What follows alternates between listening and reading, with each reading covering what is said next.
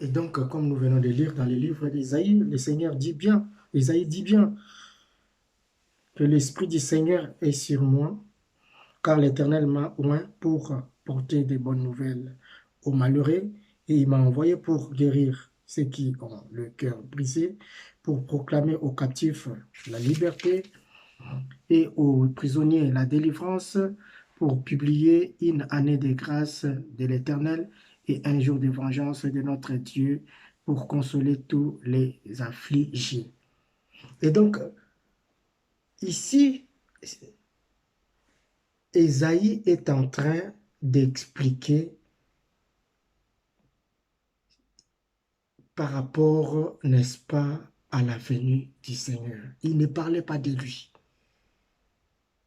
Étant inspiré par l'Esprit de Christ qui était en lui, il le prophétisait sur le Seigneur Jésus-Christ.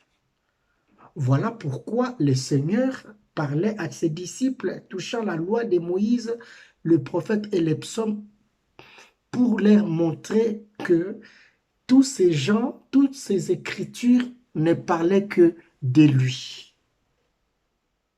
Mais le problème, c'est que dans la loi, dans les prophètes, dans les psaumes, le langage est vraiment énigmatique, codé, symbolique et imagé, qu'avec l'intelligence humaine, l'homme ne peut pas comprendre. Il faut l'intervention, n'est-ce pas, de l'Esprit du Seigneur pour pouvoir décoder ou cerner la pensée cachée de Dieu, n'est-ce pas, dans ces écritures qui parlent, n'est-ce pas, de la venue, les souffrances, la mort et la résurrection du Seigneur. Voilà pourquoi il parlait à ses disciples.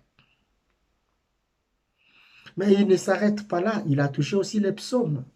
Si nous lisons dans Actes chapitre 2, versets 25 à 27, écoute ce que le Seigneur dit. Et là, Ésaïe est en train, Pierre est en train de parler par rapport à ce que David avait dit dans Psaume chapitre 16, versets 8 à 10. Il dit ceci, car David dit de lui, je voyais constamment le Seigneur devant moi, parce qu'il est à ma droite afin que je ne sois point ébranlé. Aussi mon cœur est dans la joie et ma langue dans l'allégresse. Et même ma chair reposera avec espérance, car tu n'abandonneras pas mon âme dans le séjour des morts, et tu ne permettras pas que ton sein voie la corruption. Et Pierre va dire ceci, dans 29, il dit, hommes, frères, qu'il me soit permis de vous dire librement au sujet des patriarches David, qu'il est mort, qu'il a été enseveli et que son sépulcre existe encore aujourd'hui parmi nous. 30. Comme il était prophète et qu'il le savait que Dieu lui avait promis avec serment de faire asseoir un de ses descendants sur son trône. C'est la résurrection de Christ qu'il a prévu et annoncé en disant qu'il ne serait pas abandonné dans les séjours des morts et que sa chair ne verrait pas la corruption.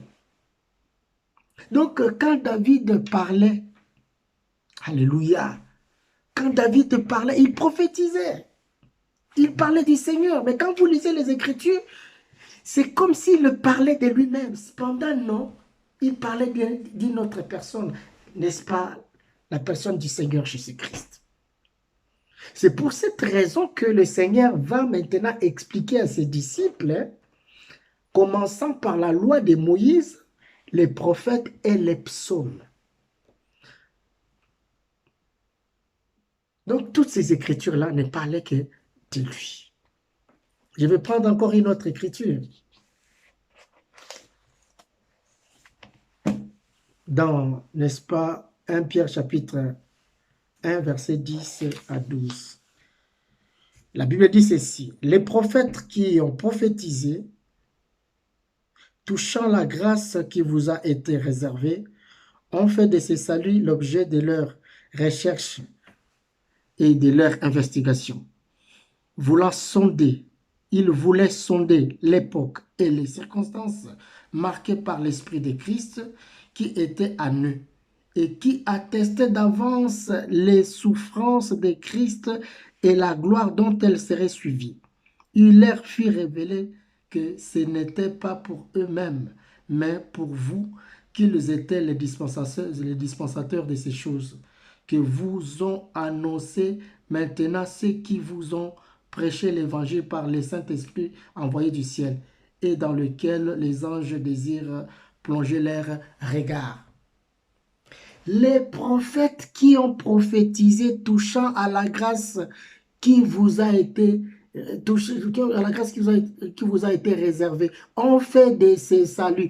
Il associe la, la, la, la, la grâce au salut, parce que la grâce est égale au salut. Le salut est égal à la grâce. Ça veut dire que, ici je vais résumer pour dire que ce soit la loi de Moïse, que ce soit les prophètes, que ce soit les psaumes, tout est résumé dans les prophètes, parce que tous ceux qui ont parlé dans les psaumes ont parlé comme des prophètes. Tout ce que Moïse a écrit dans la loi, il les a écrits en tant que prophètes. Tout ce que les prophètes ont prophétisé, ils ont prophétisé en tant que prophètes. Mais tous leurs écrits ne parlaient que de la venue de Christ, de sa mort, de ses souffrances et de sa résurrection. Pourquoi le Seigneur a fait cela? C'est pour que il n'y ait pas de confusion quand le Seigneur viendrait dans le monde. Parce que Dieu savait qu'il y aurait des gens qui viendraient, n'est-ce pas, se proclamant, c'est lui le Seigneur, c'est lui le Christ, c'est lui le Sauveur, c'est lui qu'on attendait. C'est pourquoi le Seigneur a voulu, n'est-ce pas, que la voix de la